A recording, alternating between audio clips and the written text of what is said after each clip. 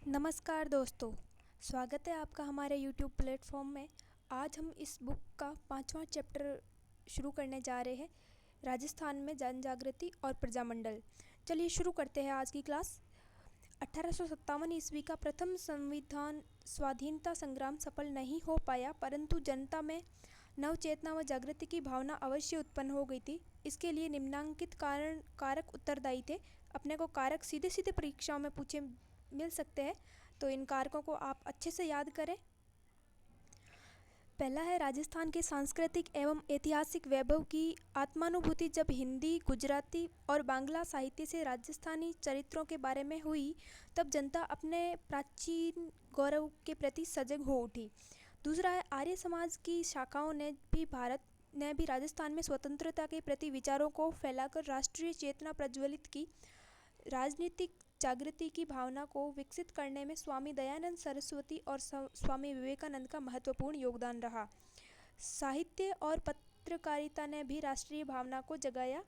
बंकिम चंद्र चटर्जी के वंदे मातरम गान से राजस्थान गूंज उठा। राजस्थान समाचार, देश हितैषी, परोपकारक आदि समाचार पत्रों ने भी राष्ट्रीय भावना की जागृति में महत्वपूर्ण योगदान दिया। उदयपुर से सज्जन कीर्ति सुधाकर तथा अजमेर से एक अंग्रेजी साप्ताहिक राजस्थान टाइम्स का सन 1885 ईस्वी में प्रकाशन शुरू हो गया। अखबारों के माध्यम से लोगों में राष्ट्रीय और राजनीतिक चेतना का उदय हुआ। इन अखबारों का प्रकाशन वर्ष आपको पूछ सकते हैं और ये कहाँ से प्रकाशित हो रहे थे ये भी पूछा जा सकता है, कई बार परीक्षा में पूछते। तो उदयपुर से तो हुआ था सज्जन कीर्ति सुधाकर और अजमेर से हुआ था राजस्थान टाइम्स। इनका प्रकाशन हुआ था 1885 ईस्वी में। छप्पनिया के भीषण अकाल के समय अंग्रेजों की ओर से जो उपेक्षा बरती गई, उसके कारण अंग्रेजों के प्रति विरोध का वातावरण बना।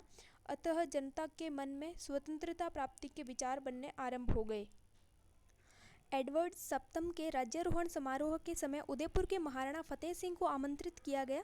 इसमें शामिल होने के लिए उन्होंने दिल्ली प्रस्थान किया। तभी उन्हें रास्ते में शाहपुरा के क्रांतिकारी केसरी सिंह बाहरट ने चेतावनी रसुंगटिया नामक एक रचना भेंट की।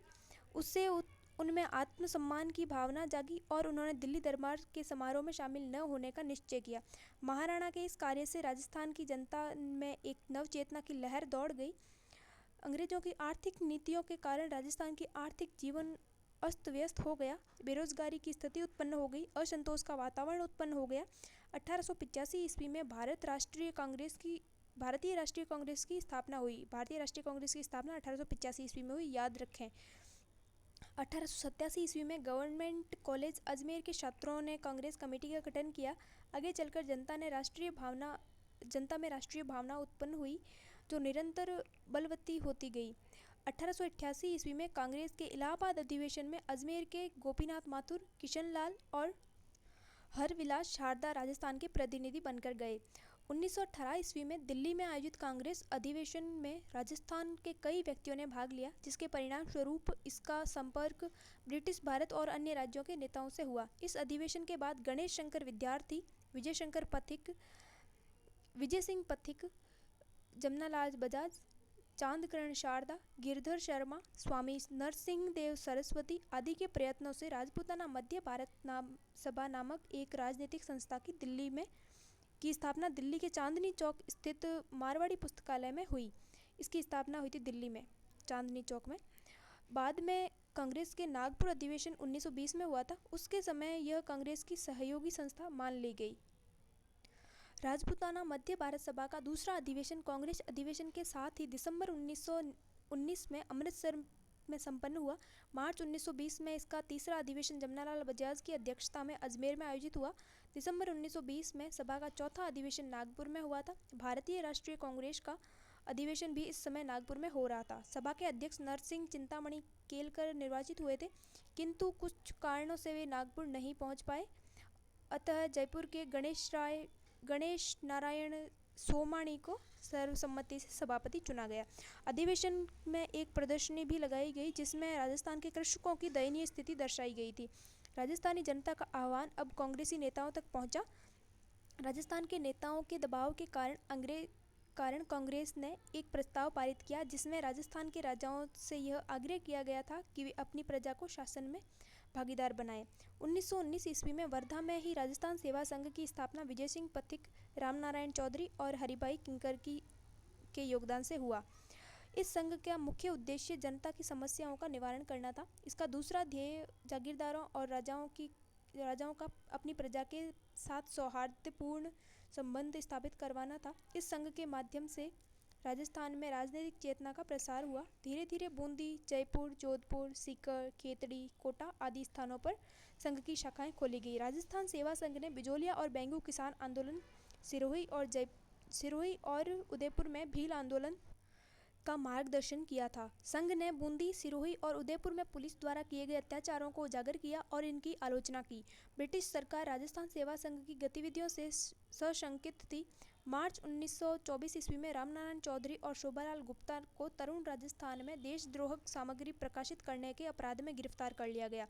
न्यायालय ने रामनारायण को तो मुक्त कर दिया, परंतु गुप्त को 2 वर्षों के कठोर कारावास की सजा मिली। 1924 ईस्वी में मेवाड़ राज्य सरकार द्वारा पथिक को कैद किए जाने के बाद से सेवा संघ के पदाधिकारियों व सदस्यों में परस्पर मतभेद शुरू हो गए। शन्य मतभेद की खाई चौड़ी होती गई। परिणाम स्वरूप 1928 से 29 तक राजस्थान सेवा संघ पूर्णतः प्रभावहीन हो गया था। 1928 और 29 तक। सन 1920 ईस्वी में भारतीय राष्ट्रीय कांग्रेस का नेतृत्व महात्मा गांधी के हाथों में आ गया। उन्होंने 1921 ईस्वी में असहयोग आंदोलन आरंभ कर दिया। समस्त भारत पर इसका प्रभाव पड़ा। राजस्थान भी इससे अछूता नहीं रहा।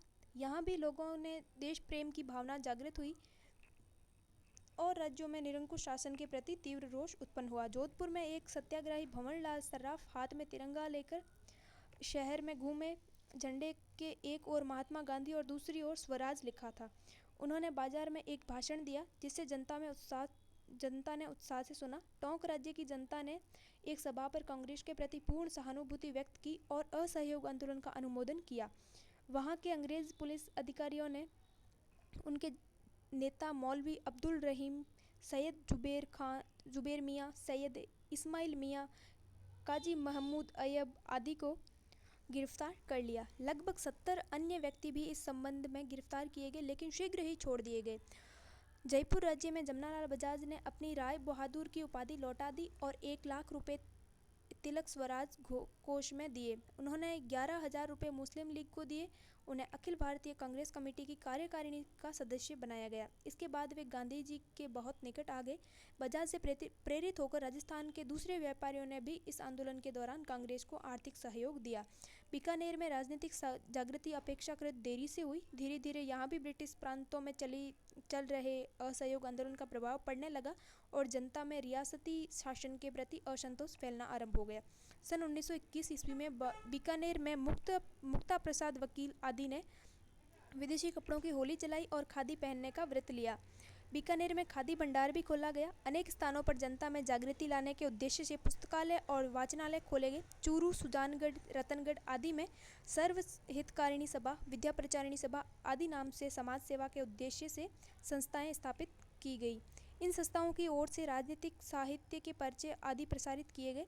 15 मार्च 1921 को अजमेर में द्वितीय राजनीतिक सम्मेलन का आयोजन किया गया, जिसमें मोतीलाल नेहरू उपस्थित थे।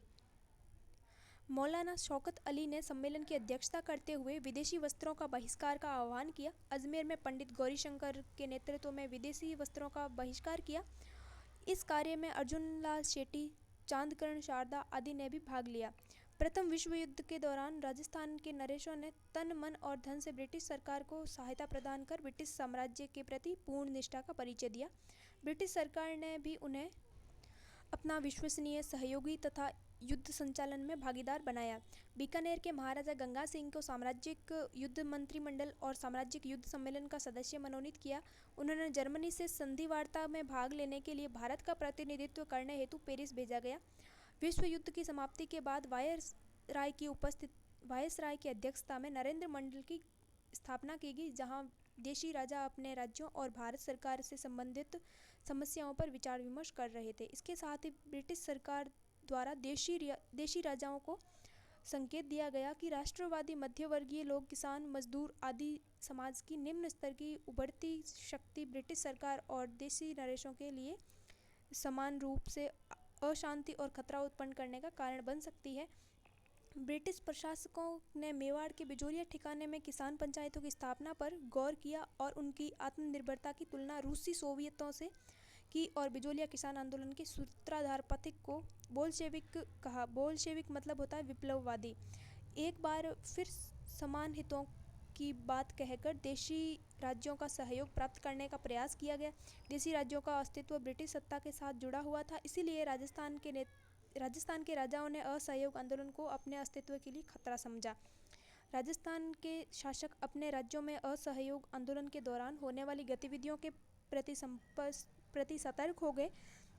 स्वयं को प्रगतिशील मानने वाले बीकानेर के महाराजा गंगा सिंह ने अपने राज्य के शिव मूर्ति सिंह, संपूर्णानंद और आनंद वर्मा को सरकारी नौकरी से इसलिए निलंबित कर दिया क्योंकि वे स्वदेशी वस्त्र पहनते थे और उन्होंने तिलक स्वराज कोष में चंदा जमा करवाया था। जोधपुर महाराजा के संरक्षक सर प्रताप सिंह इस आंदोलन के कारण इतना बौखला उठे कि उन्होंने राज्य में विदेशी माल को प्रोत्साहन देना आरंभ किया, जबकि इससे पूर्व वे महर्षि दयानंद के उपदेश मानकर हिंदी भाषा और स्वदेशी का प्रचार कर रहे थे। उदयपुर के महाराणा फतेह सिंह असहयोग आंदोलन के प्रति गुप्त रूप से सहानुभूति रखते थे। भारत सरकार ने उन्हें आदेश दिया कि या तो उनके कहे अनुसार मंत्रिमंडल का गठन करें या युवराज को शासन के अधिकार सौंपकर स्वयं राजकाज से अलग हो जाए। महाराजा ने विवश होकर अपने युवराज भूपाल सिंह को 28 जुलाई 1921 को शासनाधिकार सौंपे। युवराज ने अंग्रेज सरकार की इच्छानुसार मंत्रिमंडल बनाया। राजस्व विभाग जैसा महत्वपूर्ण विभाग एक अंग्रेज अधिकारी मिस्टर ट्रेंच को सौंप दिया गया। ब्रिटिश सरकार अब यह प्रयत्न करने लगी कि जहां तक हो सके राजस्थान के राज्यों में अंग्रेज मंत्रियों की नियुक्ति हो सके, ताकि वे राज्यों में बढ़ी हुई राजनीतिक चेतना पर नियंत्रण रख सकें। सिरोही, बूंदी, जोधपुर और जयपुर में अंग्रेज व्यक्तियों को मंत्री नियुक्त किया गया। जहां ऐसा संभव नहीं हुआ वहां राज्य के बाहर के व्यक्तियों को उच्च पदों पर नियुक्त करने की व्यवस्था की गई।